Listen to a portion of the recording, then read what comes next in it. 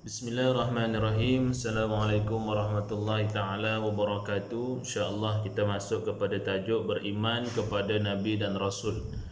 Beriman kepada Nabi dan Rasul ini, beriman kepada Nabi dan Rasul ini merupakan antara rukun iman yang wajib dipercayai bagi setiap orang Islam, yang mana dia perlu mempercayai bahawa ada utusan daripada Allah Subhanahu Wa Taala kepada umat manusia ini, ya, bermulalah daripada Nabi Adam sehinggalah khatimul anbiya, ya, penutup kepada segala nabi ini adalah Nabi Muhammad sallallahu alaihi wasallam, yang mana telah diturunkan kepada umat akhir zaman, ya. Baik.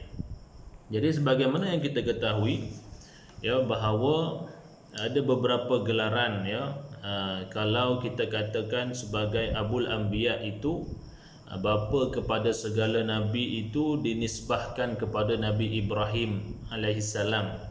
Kerana apa? Dari susu galuh Nabi Ibrahim ini lahir banyak para nabi, termasuklah Nabi kita Nabi Muhammad SAW, ya, sampai kepada Nabi Ibrahim. Tu yang kita dalam sembahyang kita sendiri pun ada selawat Ibrahimiyah yang kita baca pada tahiyat akhir. Allahumma salli ala sayyidina Muhammad wa ala ali sayyidina Muhammad kama sallaita ala sayyidina Ibrahim wa ala ali sayyidina Ibrahim wa barik ala sayyidina Muhammad wa ala ali sayyidina Muhammad kama barakta ala sayyidina Ibrahim wa ala ali sayyidina Ibrahim fil alamin innaka Hamidum Majid.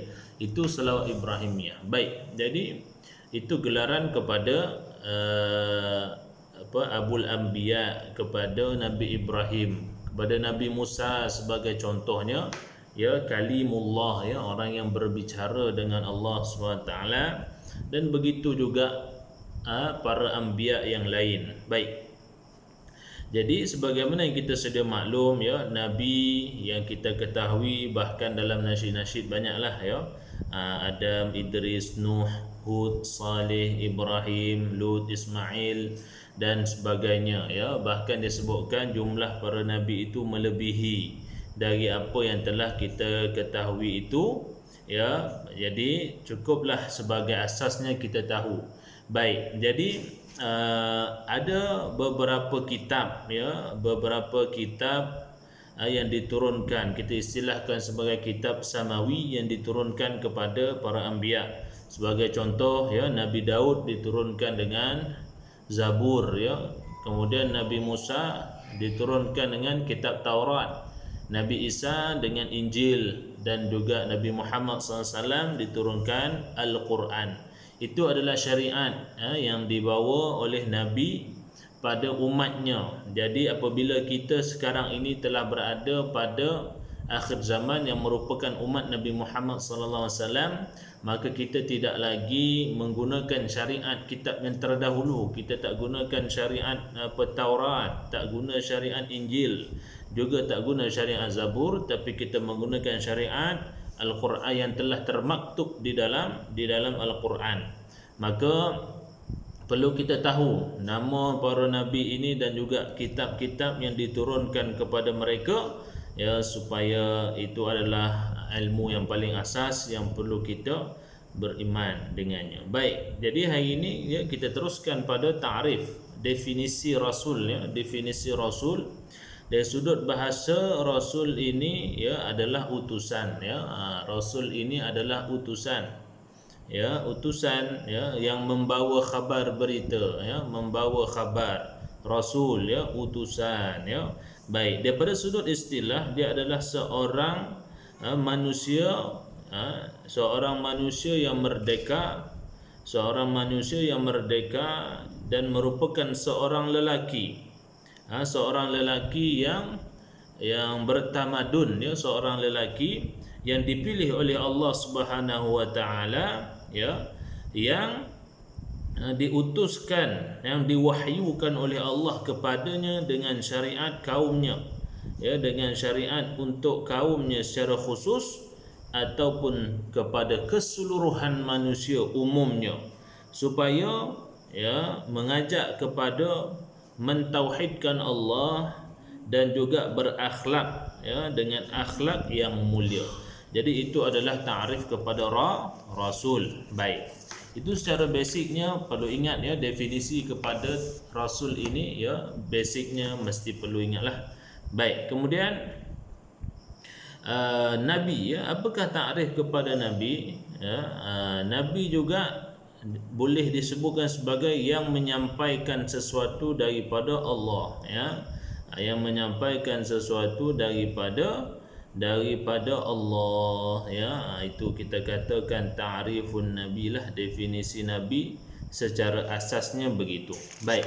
Kemudian kita nak tengok apakah perbezaan di antara nabi dan rasul, ya. Apakah perbezaan di antara nabi dan rasul? Baik. Dia ada beberapa pendapat, ya. Saya akan sebutkan beberapa pendapat, ya.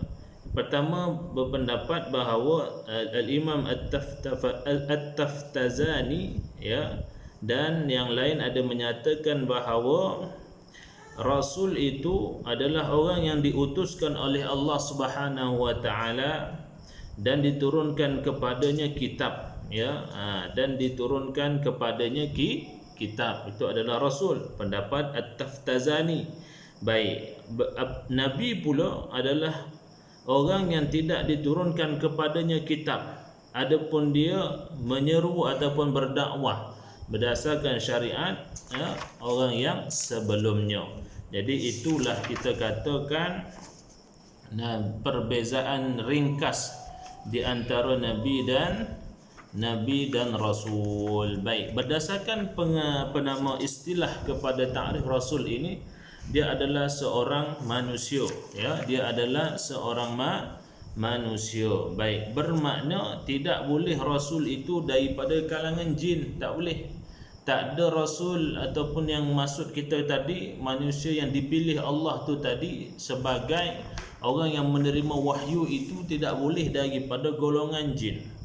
Ya, baik, tidak ada arahan, tidak pernah ada, ya, tidak ada manusia yang mengikut, ya, arahan jin. Bahkan jinlah yang disuruh untuk mengikut apa yang disuruh oleh para nabi. Baik. Kemudian okey, nabi ini adalah seorang yang merdeka, ya. Takrif tadilah, definisi itu tadi. Apa nama ni, nabi ini mesti seorang yang merdeka, maknanya tidak bolehlah dia ni seorang hamba. Maka tidak boleh seorang nabi itu hamba, tidak boleh. Dia mesti menjadi seorang lelaki yang merdeka, ya. Itu dia. Baik. Kemudian dia adalah seorang lelaki, ya, zakarun, seorang lelaki. Maknanya nabi ini tak boleh wanita. Tak ada nabi perempuan, ya, tidak ada nabi perempuan. Nabi mestilah seorang lelaki, ya. Baik. Okey, itu adalah penerangan ringkas untuk kita mengenali apakah dia nabi dan apakah dia rasul. Baik. Dalil kepada wajibnya beriman, ya, dalil kepada wajibnya beriman kepada rasul, ya. Dalilnya apa? Pada surah An-Nisa ayat 150 dan ayat 151. Ingat, ya, ingat dalil ni. Ingat dia punya surah dia, ingat nombor ayat dia, kena ingat dalil. Ya, dalilnya in a'udzubillahi minasyaitonir rajim.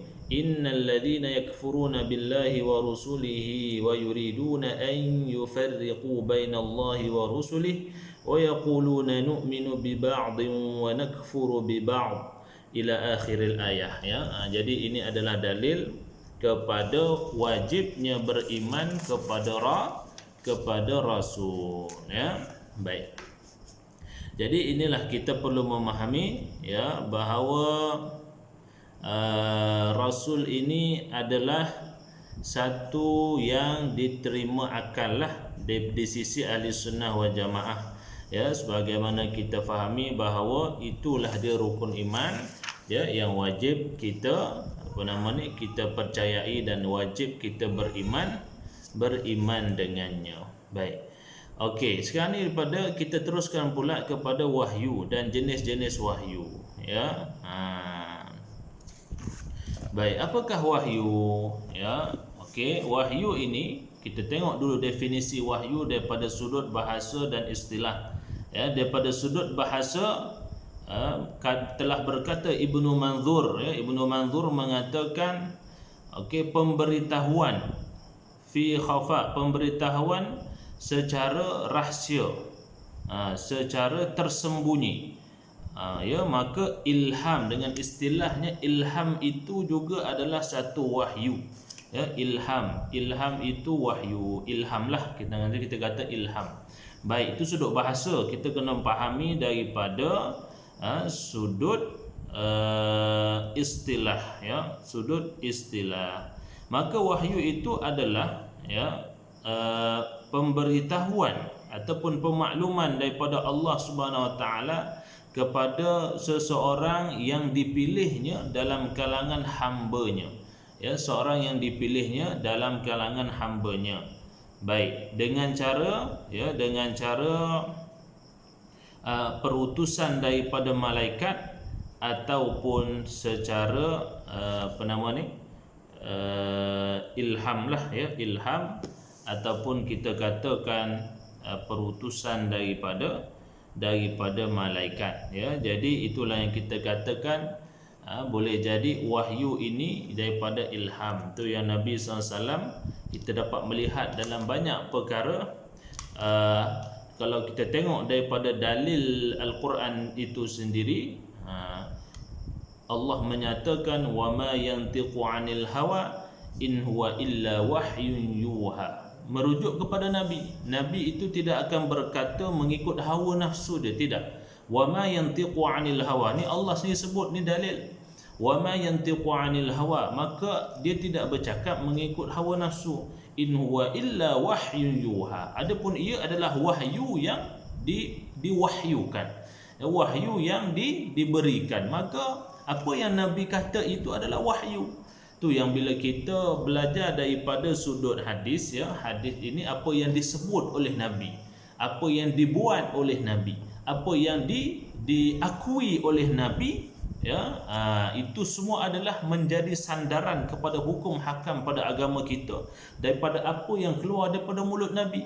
Maka hebatnya agama kita ini Allah pelihara, ya. Nabi ini mesti seseorang yang dipilih dan terpilih dia oleh Allah SWT, yang mana dalam golongan manusia, tapi manusia yang agung, tak sama macam manusia macam kita yang dipenuhi dengan serba kekurangan. Adapun para nabi, para anbiya ini mulia mereka, terpelihara mereka daripada sifat kekurangan kita sebagai manusia yang bukan pilihan, ya. Jadi kena faham. Baik. Kemudian okey, kita lihat jenis-jenis wahyu, ya. Ya, jenis-jenis wahyu, ya. Okey, yang pertama adalah wahyu apa nama ni? Yang pertama adalah berkata-kata dari balik hijab, ya. Berkata-kata di sebalik hijab, ya. Itu yang pertama. Jenis wahyu, ya, yang tiada perantaraan lah, yang tiada perantaraan.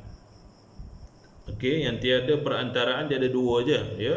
Yang pertama berbicara di sebalik hijab, ya. Ini sebagai contoh Nabi Musa alaihi salam lah, ya. Nabi Musa alaihi salam telah kita maklum bahawa beliau berbicara dengan Allah Subhanahu Wa Taala di Bukit Sina, ya, Tur Sina di Mesir, ya. Yang mana kalau kita melihat bahawa Tur Sina ini adalah satu tempat yang kita katakan menjadi pilihan orang untuk datang. Maka disebut di puncak itulah, ya, Nabi Musa berbicara dengan Allah di sebalik hijab.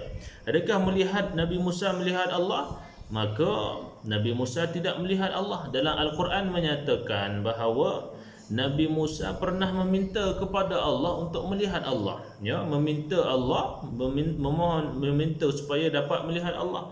Maka Allah mengatakan engkau tidak akan dapat mampu melihat aku, ya. Seandainya, maka diarahkan untuk melihat pada satu bukit.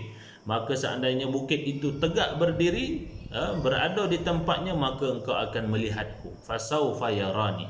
Maka melihat Allah di hari akhirat di sisi ahli sunnah wal jamaah itu adalah benda yang harus, ya, benda yang harus. Maka di sisi oleh ahli sunnah wal jamaah kita ini ya boleh melihat Allah di hari akhirat besok, kerana ia bukan sesuatu yang mustahil, bahkan harus. Allah sendiri menyatakan pada dalil tersebut ya secara ayat secara umum ya, maka boleh fasau fayarani, boleh melihatku ya, kerana melihat ini adalah harus ya, harus ya. Bagaimana kita melihat Allah itu sedangkan adakah ia melibatkan arah? Itu kita tidak melibatkan arah, dengan kehendak, dengan cara yang Allah kehendaki.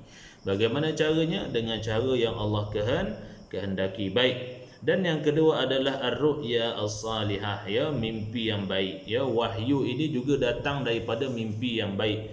Maka sebagaimana dalil yang telah disebutkan oleh Sayyidina Aisyah radhiyallahu anha ya, sebagaimana yang disebut bahawa hadis yang diriwayatkan oleh Sayyidina Aisyah, panjang hadisnya ya, cukuplah kita katakan sebagai hadis yang diriwayatkan oleh Sayyidah Aisyah. Baik. Jadi saya rasa setakat itu sahaja. Okey, jadi insya-Allah ada beberapa lagi perkara. Okey, baik ya.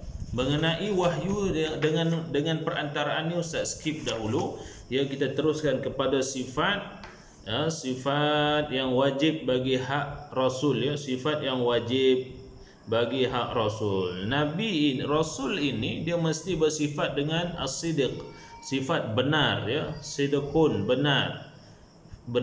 Yang kedua fatanah, bijaksana. Yang ketiga amanah. Yang keempat tabligh ya, dia menyampaikan. Ada 4, sidq, amanah, tabligh, fatanah. Itu biasalah kita hafal daripada dulu. Seorang yang benar, seorang yang bijaksana, seorang yang amanah, seorang yang tabligh. Bahkan ditambah sifat di sini yang kelima, maksum ya, ismah, maksum daripada kekurangan, daripada dosa ya. Dan yang keenam ya, al-khulu minal amrad ya, dia bebas daripada penyakit-penyakit yang menakutkan orang daripada mendekatinya ya. Itu 6 lah. Okey, baik. Jadi saya rasa sekadar itu sahaja untuk bab penambah Nabi dan Rasul ini. Semoga semua dapat mencatat nota yang berkaitan ya, supaya dapat membuat rujukan di kemudian hari. Itu sahaja. Wabillahi taufiq wal hidayah. Wassalamualaikum warahmatullahi taala wabarakatuh.